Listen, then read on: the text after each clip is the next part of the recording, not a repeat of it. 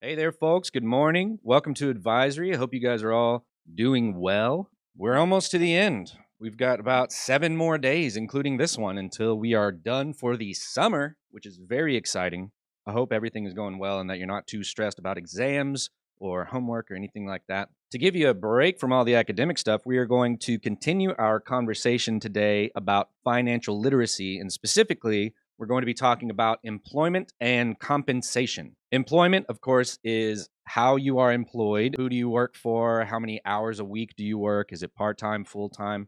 Compensation covers how and how much you are paid. It's really important to know these things as you go into accepting a job or into a job interview. You want to ask about how many hours you're going to get, if it's an hourly position or if it's a salary position. You want to ask about how often and how you will get paid. And so this will give you the language and the tools necessary to have those conversations in the future. So listen, I don't want to hear none of that stuff about, oh, school never teaches us anything Hey, school never teaches us anything except for like algebra and reading and and how to get along with others, but we never learned how to do like taxes or, anything about money or anything like that. well, you can't say that now because here we are teaching you. Hey man, you all right? Add that. Oh, he's doing math. Carry the one. You good? Take the derivative of the cotangent. What? Hey, bud, get to it. Oh, that's right, everybody. We're back with our kooky friend here to talk about money. I don't really know his name, so we're just going to name him Mike. And he's going to talk to us a little bit more about wages and salary, the difference between the two, and how to calculate how you're actually getting paid depending on what sort of job you have. You could get paid an hourly wage or a yearly salary. And then that could be augmented by overtime, differentials, and commissions. Plus, you have to take into account potential bonuses and tips. It can get really complicated just trying to figure out how much you're actually getting paid. Every job will provide you with a base pay. Base pay is guaranteed pay. It's what you get just by showing up to work and doing your job with no extra pay added. Most jobs will provide base pay either as an hourly wage or a yearly salary. No, not salary, sal. Hey, leave the jokes to me, pal. If you make an hourly wage, then you make a certain amount of money for each hour you work. For example, if you work at a job with a wage of $17 an hour and you work a full 40 hours in a week, then you just made $680. Not bad. If your boss offers you a $1 raise, bringing your hourly wage to $18 per hour, then the exact same amount of work would now earn you $720 for the week. That raise becomes even more impressive if you look at monthly earnings. If you never missed a single day of work all month for 4 whole weeks, your pay before the raise would come out to $2,720. But after the raise, that would be bumped up to $2,880, a whole $160 extra a month. And it's very fun to do this math if you have a job or if you're looking at a job that pays maybe $13, maybe $15 an hour starting. But in addition to this math, you also need to take into account taxes. Taxes is a whole other thing we can talk about in a future advisory. But don't be surprised when you get your first paycheck for your first job and you've done this math, and so you're expecting, okay, I should have $720, but then it's somewhere in the 600s because you had to pay taxes. But in addition to hourly, there's also salary pay. Alternatively, a yearly salary is a predetermined amount that you'll be paid over the course of a full year. So for example, if you're paid a salary of $60,000, then as long as you show up to work and do your job as assigned, you're guaranteed to make that much, provided you stay with the company for a full year. Of course, this will be spread out over your monthly paychecks, so you'll be making $5,000 each month. So if some companies provide salaries and others give hourly wages, how do you compare two different jobs with two different forms of base pay? The answer is simple. Just compare their worth over the long term. In other words, convert the hourly wage into a yearly amount and compare it to the salary. To convert a wage into a yearly amount, first multiply it by the number of hours you'd be working each week, and then multiply that by the 52 weeks in a year. So at $20 an hour, working on average 30 hours a week, you'd be expected to make $31,200 a year. Sounds like that $40,000 salary is a much better deal. The major difference between wages and salary is the stability of your paychecks. With a wage, your pay can fluctuate based on how much you worked, making it harder to keep an accurate budget.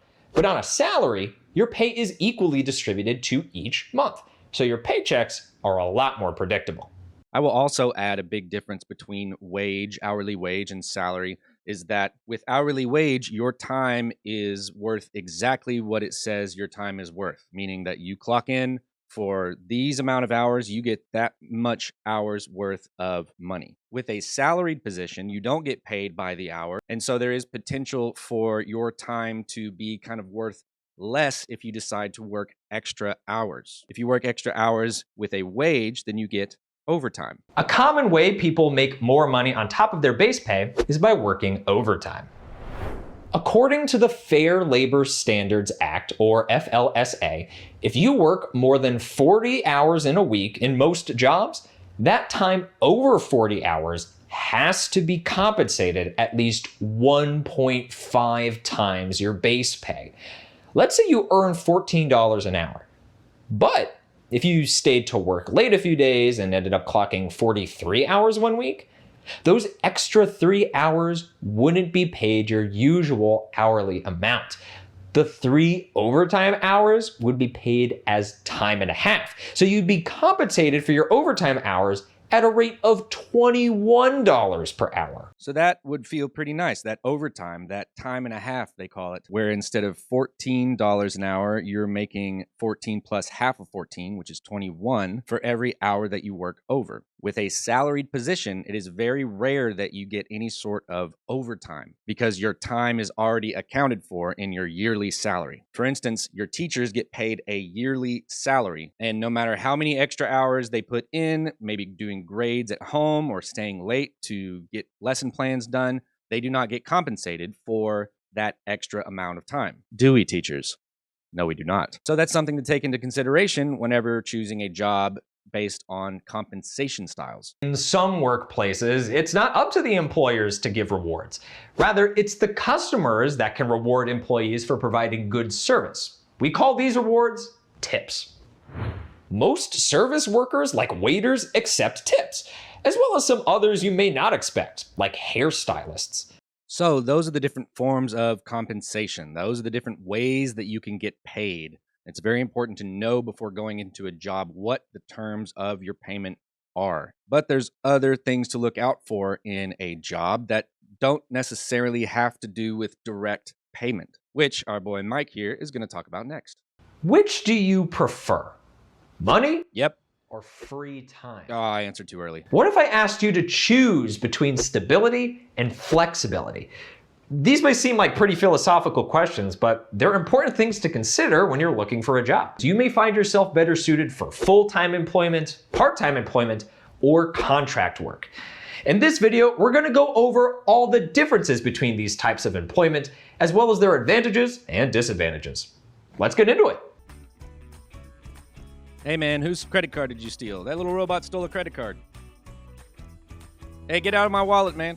Employment comes with all sorts of different styles and expectations. Full-time employment is what people usually aspire to. First, full-time employees are typically paid a salary, so their paychecks are more consistent and reliable. With a salaried full-time job, you can expect the same paycheck every month. In addition to the paycheck, employers are usually expected, and sometimes legally required, to provide their full-time employees with loads of benefits, especially a healthcare plan and paid time off. Also, full-time employees are usually favored for promotions, meaning you're much more likely to receive a huge pay raise and status boost. There are some major disadvantages to full-time employment too. You'll be expected to work a lot. sometimes more than 30 hours a week, if not 40. In fact, a lot of salaried full-time positions are exempt from overtime laws. So there's no limit to how much you'll have to work. Some full-time jobs take so many hours that there's not many left in the day for you to do other things. If you'd rather have more free time while still maintaining a certain level of stability in your finances, you may consider working for fewer hours with part-time employment. It's called part-time because you're not working the full time. You're only working for a part of your time, between 20 and 30 hours a week usually, and you get free time for the rest of it. Many people work part-time while they're in school or while they have a baby at home to take care of. The disadvantage here is that only giving the company part of your time means that the company only provides you part of the possible rewards. Total compensation for part-time employment is much lower than that for full-time employment. This is because part-time work is defined with fewer hours and typically an hourly wage, meaning your paychecks are much smaller than if you were being paid for a full-time salaried position. Plus, because you're working a variable amount of hours each week, your paycheck is variable too, making your pay less steady. Plus, part-time employees receive much fewer benefits than full-time employees, making the total compensation even smaller. Because of the much lower total compensation for part-time employees, many people find themselves taking on 2 part-time jobs just to make ends meet. So if you don't carefully consider your finances before accepting that part-time position, you may not get as much free time as you initially hoped. The final major style of employment is contract work. Now, I don't mean work in which you have to sign a contract. No, that's pretty much every job is going to have you do that. What I mean is the contract is only focused on a specific project or time frame. You're not really being employed, you're just being brought on to help with something. If the name contract work confuses you, you can also call it freelancing, gig work, or consulting. So if contract work is a form of employment, who's employing you? Well, you are. Whenever you do contract work, you are treated as being self-employed. Your boss is you, and your one-person company works to help clients. Think of contract work as kind of like mowing your neighbor's lawns over the summer. They pay you to do the job for them, but you don't actually work for them.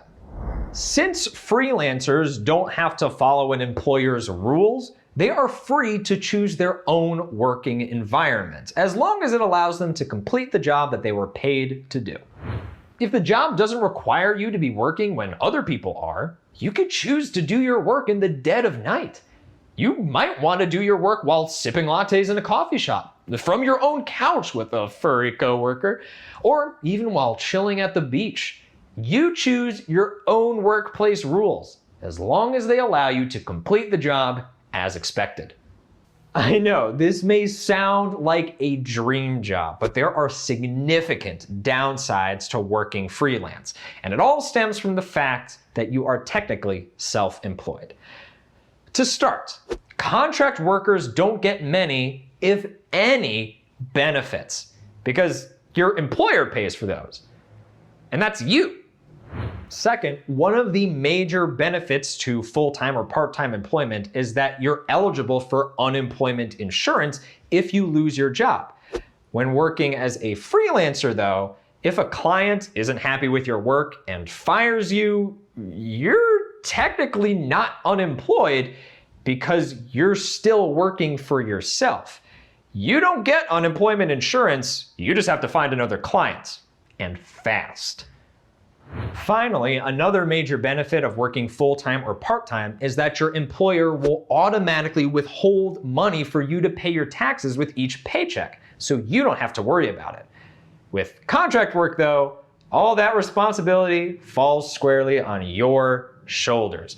You have to be incredibly financially skilled and disciplined to make sure that you save up enough money to pay for your taxes each year. because you don't have an employer to do it for you. So, lots of different types of employment and lots of different ways that you can get paid. These are the primary things you need to think about when it comes to accepting a job and looking for a job, whether you're doing that right now as you get into the summer, or you're already working a job part-time as you go to school, or when you're choosing a career or a full-time job after you get done with school. For the discussion today, I want you to share the collective wisdom in the classroom, both from your teacher and from maybe some others in your class that have had a job before.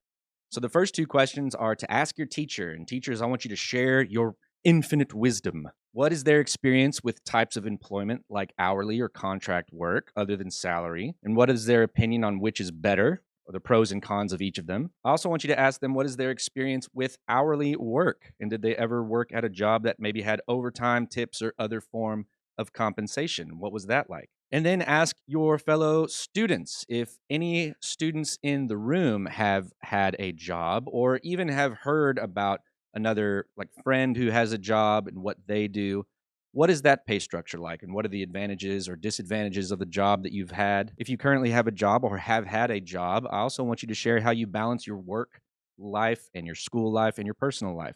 And then finally, I want everybody to consider and talk about, other than money, what are the things that you need to consider when thinking about taking a job? But that's all from me for today. We've got 2 more days worth of advisory before we get to finals week next week. Be good to yourself and others, and I'll see you real soon.